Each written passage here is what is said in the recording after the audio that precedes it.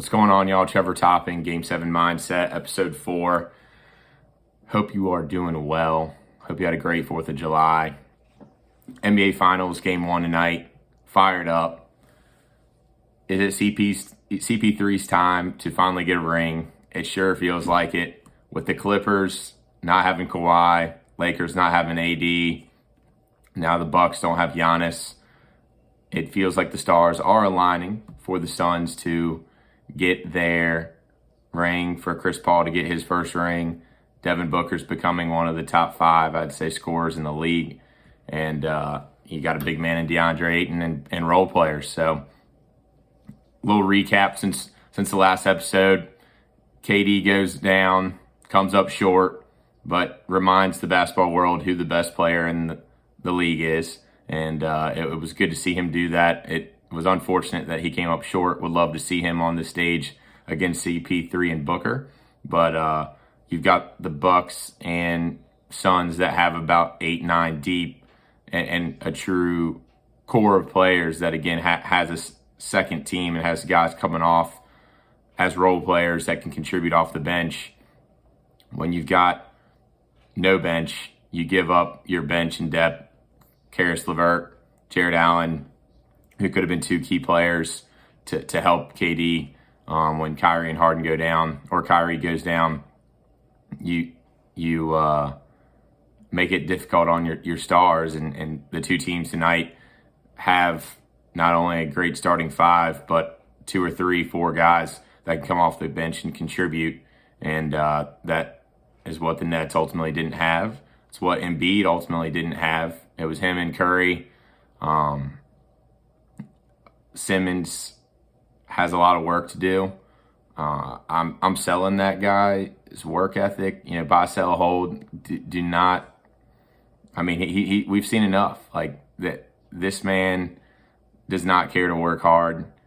A lot of these athletes work their tail off. I'm sure he still works hard, but compared to his competition, he has plateaued or actually gone down. Others are elevating, and that kind of brings me to Chris Middleton, who I actually played against.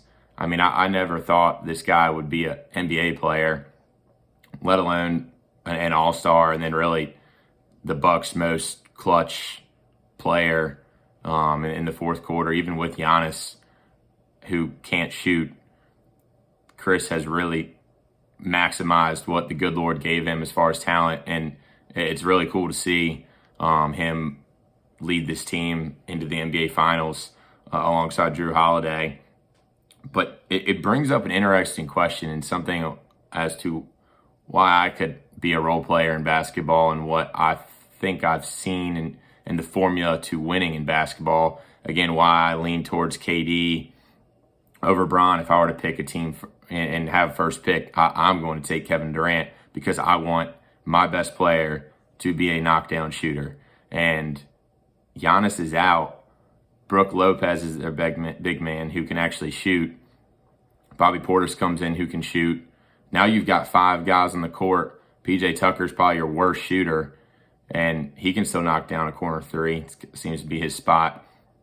But when you have that spacing and 5 guys that can shoot, it just opens up the whole floor to get everyone else going easier. When someone creates, the defense has to break down. And then, again, when you've got 2, 3, 4 guys out wide, where it's swing, maybe one more pass, wide open shot, Giannis kind of clogs the middle, right? He is not able to shoot. His defender, just like if I was coaching, I mean, you're going to be 5, 6 feet off, kind of like how they guard Draymond Green now. What Blake Griffin did against Giannis, I mean, he was 5, 6 feet off, and unfortunately, is past his prime days of being an athlete and just not able to stay in front of Giannis despite him giving everything he could to do so. But, you know, he really is like a Monstar from Space Jam, where he has that long reach to extend over Blake Griffin or the small Nets team and you know, still average 34 a game. And it just shows you when you have 5 guys on the court that can shoot, it really makes it tough as a defense. I've seen that from just playing recreationally and then observing high-level basketball. And I think there's no more important skill in basketball than shooting. And we've got two teams tonight, Suns, Bucks, that have great shooters. Mikal Bridges, Jay Crowder can knock down threes. Again, Portis, Pat McConaughey, Brian Forbes. The Bucks have plenty of shooting. And it'll be really cool to see Drew Holiday, first team all defense, versus Chris Paul, the best player in the series. Veteran point guard, experience. You love experience if you're betting, versus Drew. And the point guard is kind of like, quarterback, right? The leader of the team, has the ball in their hands the most, dictates the tempo, dictates the rhythm of their offense. And it'll be awesome to see that matchup. Then Middleton or Booker, who plays better there. Middleton seems to start slow in the series. So let's talk about gambling.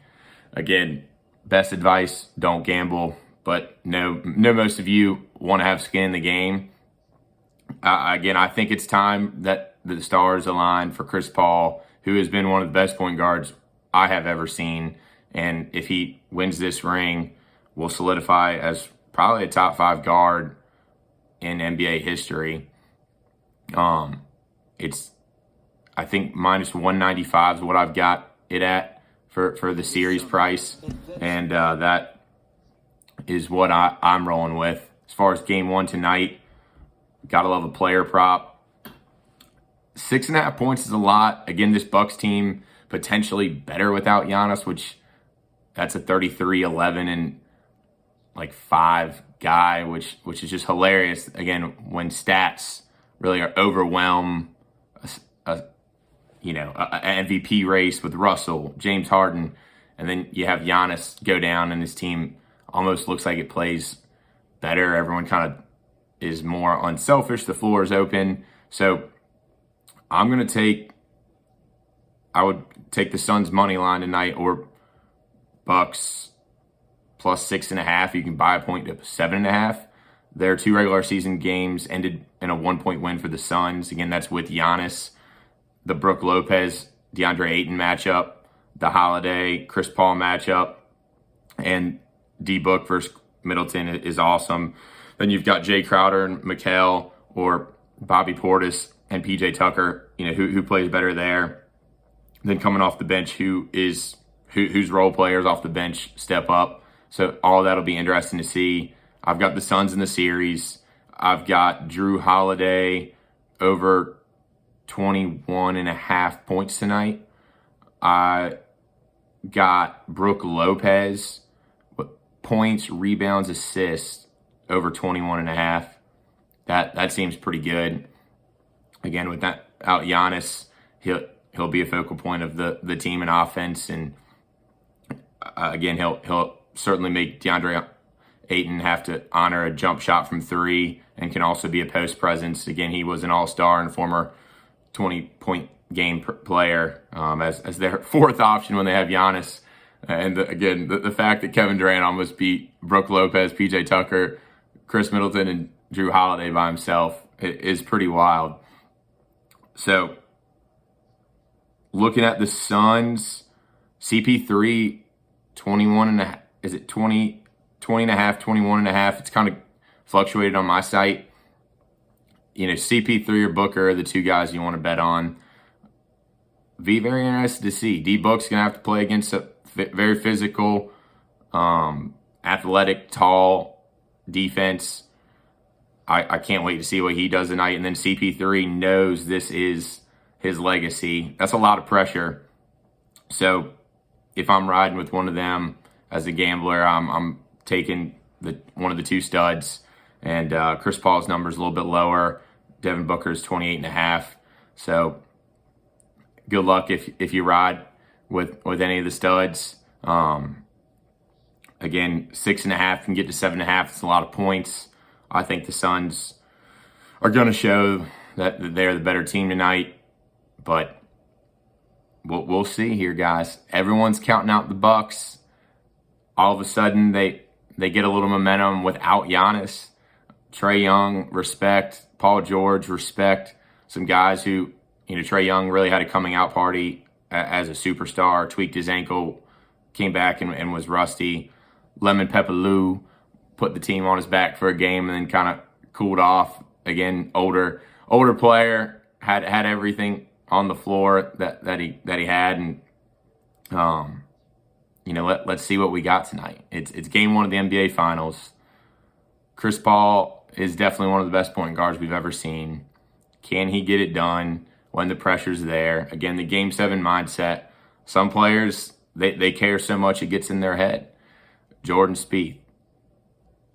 Plenty of others, that just they want to win so bad.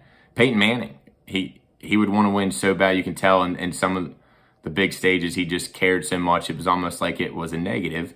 And I've seen that with athletes over time. So again, Chris Paul blew a 3-1 lead to the Rockets that had Dwight Howard and James Harden as their two guys. And again, Blake Griffin and DeAndre Jordan, not necessarily shooters, but you had Jamal Crawford and a decent squad to blow a 3-1 lead to James Harden and Dwight Howard. So Josh Smith was a good player. The Rockets team was fine, but let's see what Chris has got tonight. Let's see what they got tonight. We'll break down the top 10 players of the postseason once this series is over. Go through 2021 postseason takeaways and look to get into some fantasy football talk and continue to grow with you guys as we go through the sports season. And excited for the Olympics. Kevin Durant leading the way. Damian Lillard, D-Book, Tatum, Durant, then throw Draymond or Bam Adebayo out there. The 5 should be fun to watch, and hope you have a great rest of your day, and God bless America.